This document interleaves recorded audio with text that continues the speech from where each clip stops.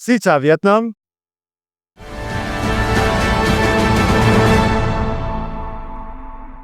Hello, xin chào các bạn.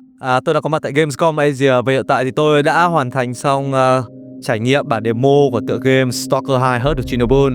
Và sau khi chơi demo này thì chúng ta có một nhân vật ở đây, đó chính là anh bên đội team của nhà phát triển tựa game STALKER 2. Chúng ta sẽ có một cuộc phỏng vấn nhanh để có thể biết rõ thêm về tựa game này.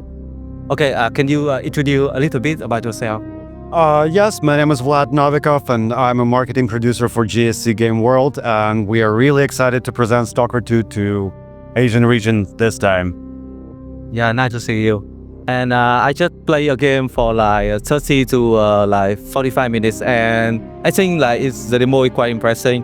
And actually, I haven't played the game. I mean, it's the first one yet, but I play a game similar. Probably you hear the name like Chornobyl from Tham 51. Yeah, I played that game, so I think I get a sense of how the STALKER 2 gonna be. And from what I've seen, it definitely look like a 3A title, and maybe I think it can be like Game of the Year contender for this year.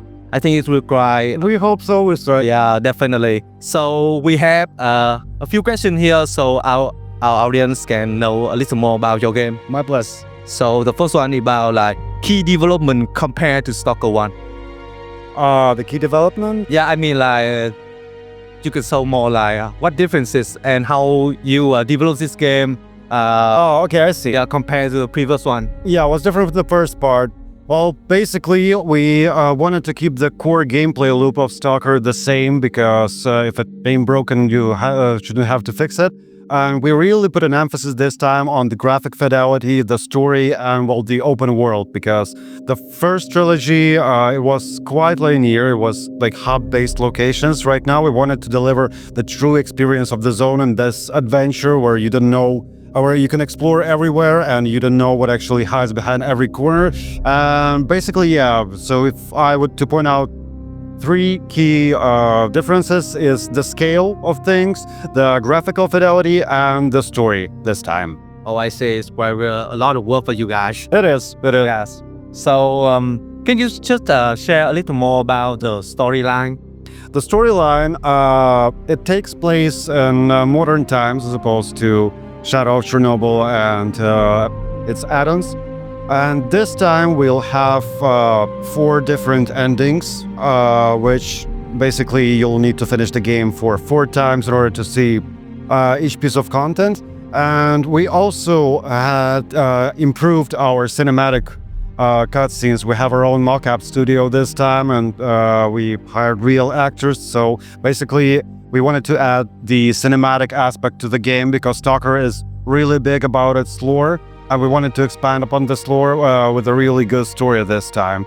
And as all the Stalker stories, it's about choices and consequences and a lot of gray morale. So there is no really a true good decision that you should take. It's the decision that seems right to you is the one that you should go with, and see how the result will differ. No, I see. So let's talk more about the gameplay thing. And based on what I have played, it lean on more to the survival thing, but as you said, like the game have like 4 endings. So what I can assume is it's more has something like RPG element, like you had to select things for different approaches, right?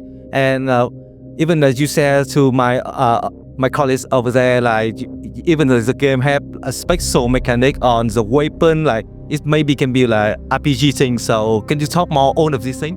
Of course. So we take a bit of a different approach to RPG, because our RPG system is equipment based. So we don't have stats that you improve, like plus health and plus that.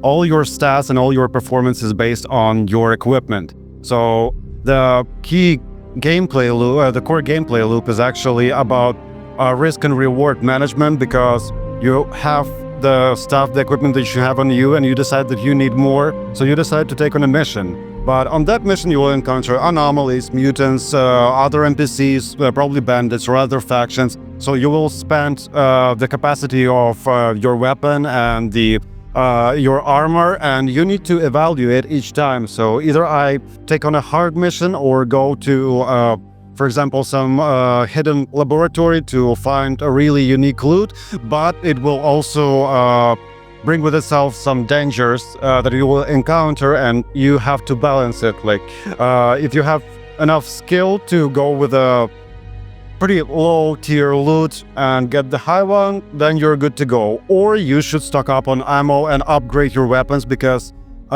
also with about our RPG system, as I was saying, the weapons that we have, you can upgrade all of them. So we have two different systems with weapons: is the upgrade system and attachment system.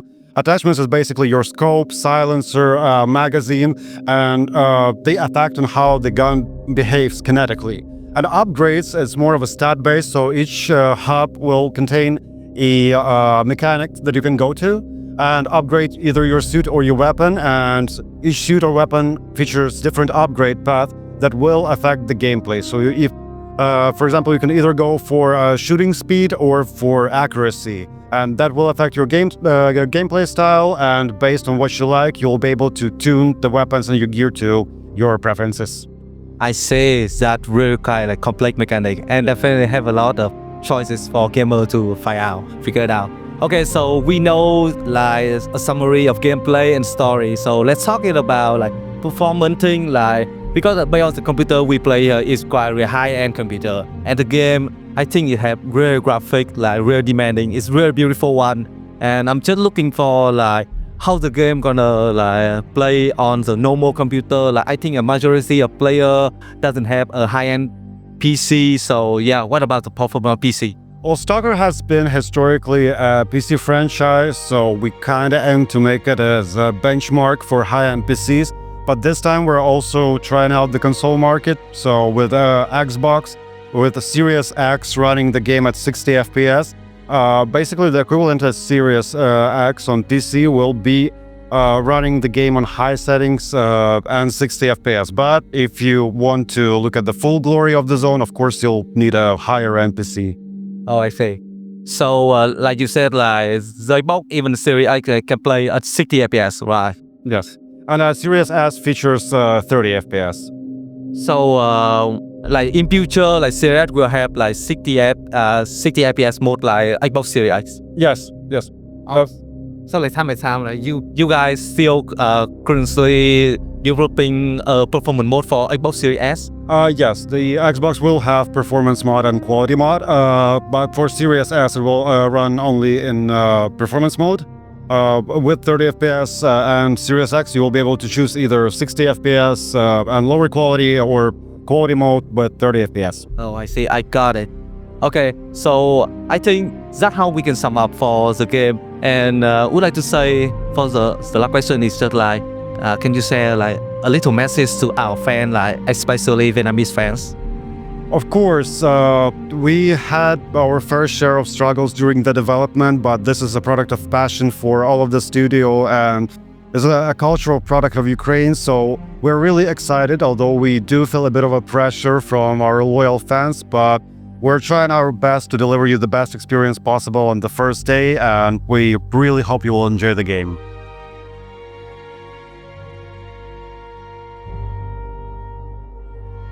Yeah, each delay is actually a real pain for the whole studio, because we do see the anticipation that is coming from fans, but we only can make the first impression once, and we really want it to be a good one. Thus, each time we'll need to take a hard decision of balancing between the quality of the game and the speed at which it is delivered. Plus, the circumstances that we encountered also affected the development process, so all of the studio is struggling really hard with real-life matters to deliver this escapism experience to the players, while also bringing a part of themselves into the mix. Thus, yeah, we had our fair share of delays, but they were not in vain, and it's for the best. I see. No problem, yes. Yeah, definitely hope Ukraine gonna be better in future. Yeah, we hope so. Subscribe cho Island Gamer. Hành trình của Phá Đảo trong việc thực hiện báo chí gaming không hề đơn giản. Không dễ gì cho chúng tôi có thể tăng nghiệp tại nước ngoài và sản xuất tin tức một cách chuyên nghiệp. Chính vì thế, việc bạn trở thành hội viên của Phá Đảo sẽ là động lực không chỉ về mặt tinh thần, mà còn là tài chính giúp team chúng tôi nâng cao chất lượng sản xuất tốt nhất cho khán giả. Vì vậy hãy trở thành hội viên ngay hôm nay. Còn bây giờ thì xin chào và hẹn gặp lại.